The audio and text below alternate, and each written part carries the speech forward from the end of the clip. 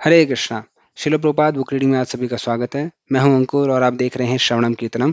आज हम पढ़ने जा रहे हैं श्रीमद् भगवद गीता यथारूप का दूसरा अध्याय, जिसका नाम है गीता का सार। तो चलिए शुरू करते हैं। Hare Krishna, Hare Krishna, Krishna Krishna, Hare Hare. Sanjay उवाच तं तथा कृपयाविष्टम् अश्रुपूर्णाकुलेक्षणं विषीदन्तम् इदं वाक्यम् उवाच मधुसूदन। संजय ने कहा, करुणा से व्याप्त शोकायुक्त अश्रुपूरित नेत्रों वाले अर्जुन को देखकर मधुसूदन कृष्ण ने ये शब्द कहे। तात्पर्य: भौतिक पदार्थों के प्रति करुणा, शोक तथा अश्रु, ये सब असली आत्मा को न जानने के लक्षण हैं। शाश्वत आत्मा के प्रति करुणा ही आत्म साक्षात्कार है। इस श्लोक में मधुसूदन शब्द महत्वपूर्ण है। कृष्ण ने मधु नामक असुर का वध किया था और अब अर्जुन चाह रहा है कि कृष्ण उस अज्ञान रूपी असुर का वध करें जिसने जिसने उसे कर्तव्य से विमुख कर रखा है। यह कोई नहीं जानता था कि करुणा का प्रयोग कहाँ होना चाहिए। डूबते हुए मनुष्य के वस्त्रों के लिए करुणा मूर्खता होगी। अज्ञान सागर में गिरे हुए मनुष्य को केवल उसके बाहरी पहनावे अर्थात स्थूल शरीर की रक्षा करके नहीं बचाया जा सकता। जो इसे नहीं जानता और बाहरी पहनावे के लिए शोक करता है, वह शूद्र कहलाता है, अर्थात वह वृथा ही शोक करता है। अर्जुन तो क्षत्रिय था, अतः उससे ऐसे आचरण की आशा न थी। किंतु भगवान कृष्ण अज्ञानी पुरुष के शोक को विनष्ट कर सकते हैं और इसी उद्देश्य से उन्होंने भगवद गीता का उपदेश दिया। यह अध्याय हमें भौतिक शरीर तथा आत्मा के वैश्लेषिक अध्ययन द्वारा आत्म साक्षात्कार का उपदेश देता है, जिसकी व्याख्या परम अधिकारी भगवान कृष्ण द्वारा की गई है। यह साक्षात्कार तभी संभव है जब मनुष्य निष्काम भाव से कर्म करे और आत्मबोध को प्राप्त करे। दूसरा श्लोक। श्री भगवान उवाच कुतस्त्वा कश्मलमिदं विषमे समुपस्थितम् अनार्युष्टम् असवर्ग्यम् अकीर्तिकरम् अर्जुन। अर्थात श्री भगवान ने कहा, हे अर्जुन, तुम्हारे मन में यह कल्मश आया कैसे? यह उस मनुष्य के लिए तनिक भी अनुकूल नहीं है जो जीवन के मूल्य को जानता हो। इससे उच्च लोक की नहीं अपितु अपयश की प्राप्ति होती है। तात्पर्य: श्री कृष्ण तथा भगवान अभिन्न हैं, इसलिए श्री कृष्ण को संपूर्ण गीता में भगवान ही कहा गया है। भगवान परम सत्य की पराकाष्ठा है।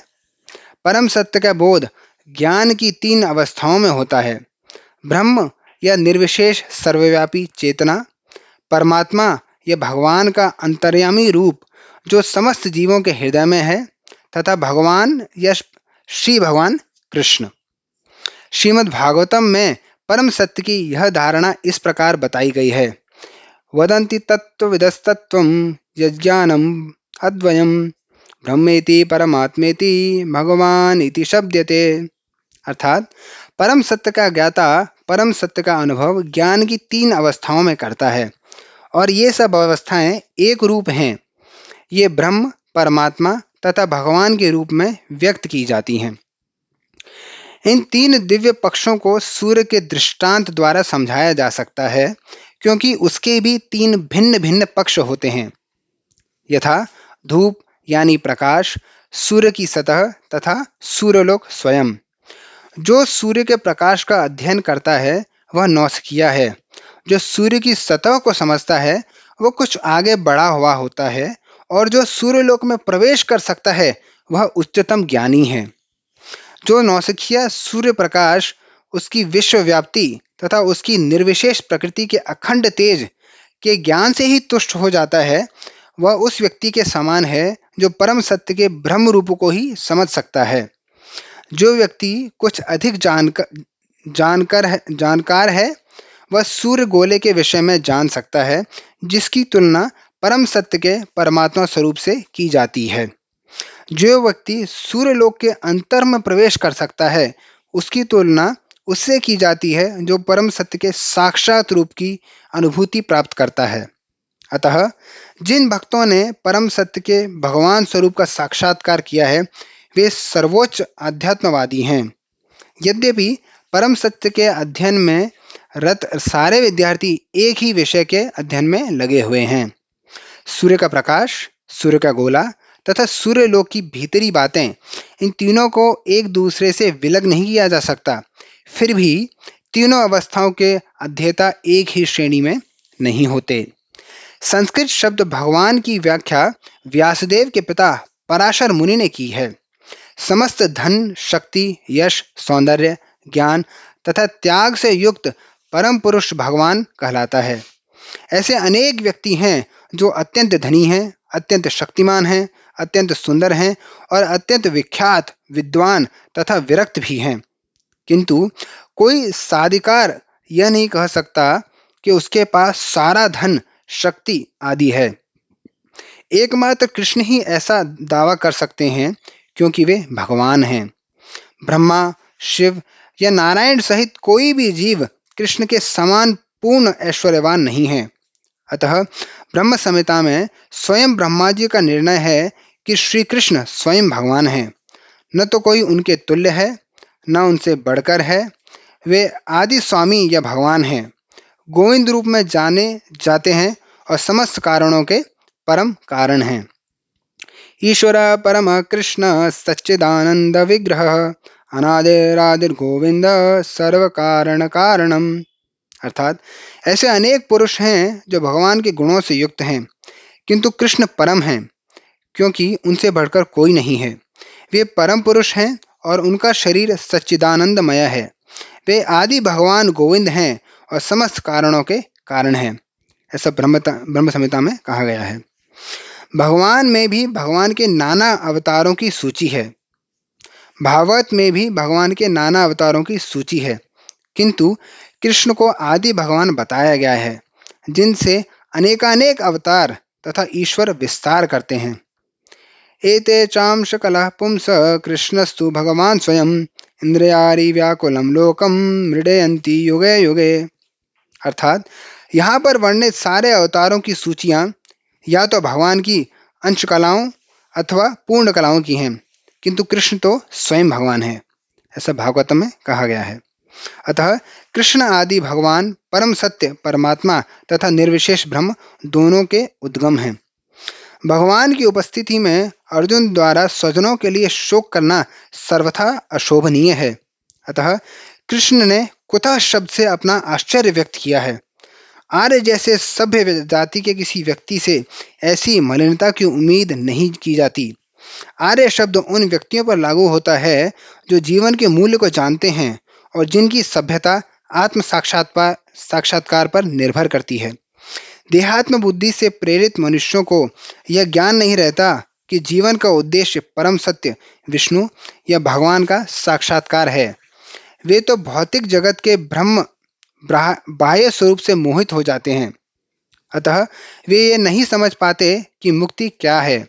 जिन पुरुषों को भौतिक बंधन से मुक्ति का कोई ज्ञान नहीं होता, वे अनार्य कहलाते हैं। यद्यपि अर्जुन क्षत्रिय था, किंतु युद्ध से विचलित होकर वह अपने कर्तव्य से गुमराह हो रहा था। उसकी यह कायरता अनार्यों के लिए ही शोभा देने वाली हो सकती है।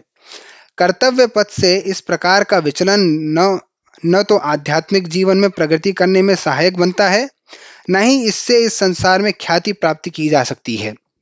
भगवान कृष्ण ने अर्जुन द्वारा अपने स्वजनों पर इस प्रकार की करुणा का अनुमोदन नहीं किया।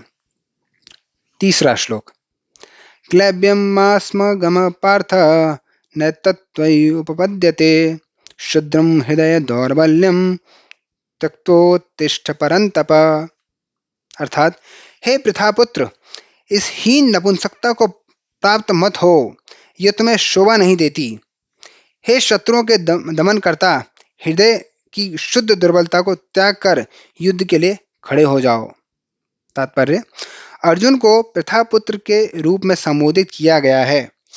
पृथा कृष्ण के पिता वसुदेव की बहन थी, अतः कृष्ण के साथ अर्जुन का रक्त संबंध था। यदि क्षत्रिय पुत्र लड़ने से मना करता है तो वह नाम का क्षत्रिय है, और यदि ब्राह्मण पुत्र अपवित्र कार्य करता है तो वह नाम का ब्राह्मण है। ऐसे क्षत्रिय तथा ब्राह्मण अपने पिता के अयोग्य पुत्र होते हैं। अतः कृष्ण यह नहीं चाहते थे कि अर्जुन अयोग्य क्षत्रिय पुत्र कहलाए। अर्जुन कृष्ण का घनिष्ठतम मित्र था और कृष्ण प्रत्यक्ष रूप से उसके रथ का संचालन कर रहे थे। किंतु इन सब गुणों के होते हुए भी यदि अर्जुन युद्ध भूमि को छोड़ता है तो वह अत्यंत निंदनीय कार्य करेगा। अतः कृष्ण ने कहा कि ऐसी प्रवृत्ति अर्जुन के व्यक्तित्व को शोभा नहीं देती। अर्जुन यह तर्क कर सकता था कि वह परम पूज्य भीष्म तथा स्वजनों के प्रति उदार दृष्टिकोण के कारण युद्ध भूमि छोड़ रहा है, किंतु कृष्ण ऐसी उदारता को केवल हृदय दौर्बल्यता मानते हैं। ऐसी झूठी उदारता का अनुमोदन एक भी शास्त्र नहीं करता। अतः अर्जुन जैसे व्यक्ति को कृष्ण के प्रत्यक्ष निर्देशन में ऐसी उदारता या तथाकथित अहिंसा का परित्याग कर देना चाहिए। हरे कृष्णा। बहुत बहुत धन्यवाद। कृपया चैनल को लाइक करें, सब्सक्राइब करें, शेयर करें और पूरी वीडियो देखने के लिए हमारी प्लेलिस्ट में जाएं। हरे कृष्ण।